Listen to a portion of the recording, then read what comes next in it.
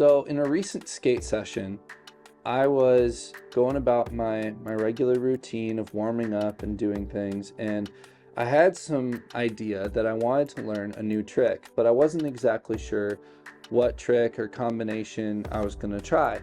So I just started warming up, doing some of the basic stuff that I know how to do, getting comfortable with my board, and then I saw this idea of, oh, it'd be really cool if I nose maned across the box, and then I did this like feeble 270 thing out.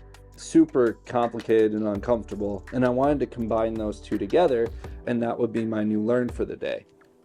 And so, as I was working on warming up, more and more people kept coming to the park.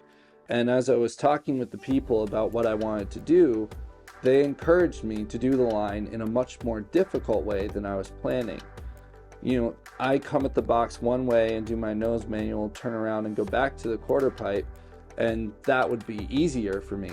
But they were like, no, do it this way because this is more difficult, but the result will feel so good. And so I set about trying, and it took several tries of me trying to lock into the nose manual, trying to get my speed right, trying to get comfortable. But eventually, I landed off the ledge and I got to the quarter pipe and I spun out and the trick was done and I rolled away and it felt so cool.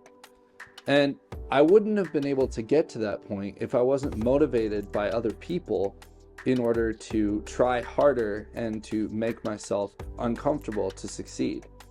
In life, when things are difficult, we try to find the easy way out. We don't want to do the uncomfortable thing, the weird thing, because it makes us feel like we're alone in it. And when we feel alone, we just want to shrink within ourselves and not try the difficult stuff. And yet, God calls us to do difficult things. So how do we manage that?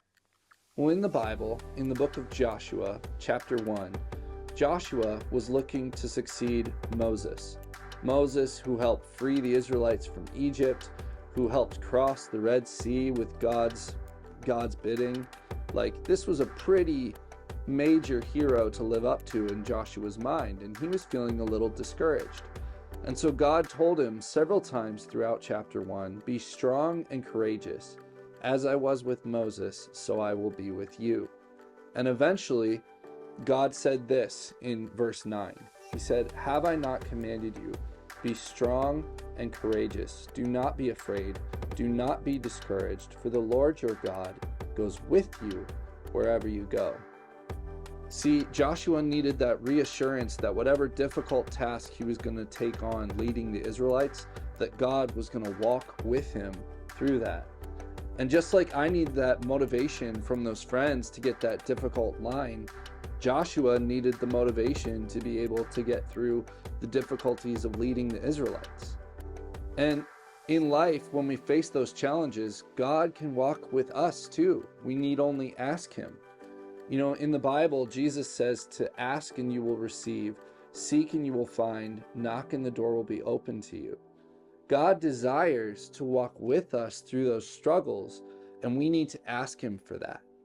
So I want to challenge you guys, the next time you're in a difficult situation and you're not sure how you're going to get through it, ask God for the courage and strength to be able to get through it, just like Joshua, and you'll be able to overcome any obstacle that life ever gives you.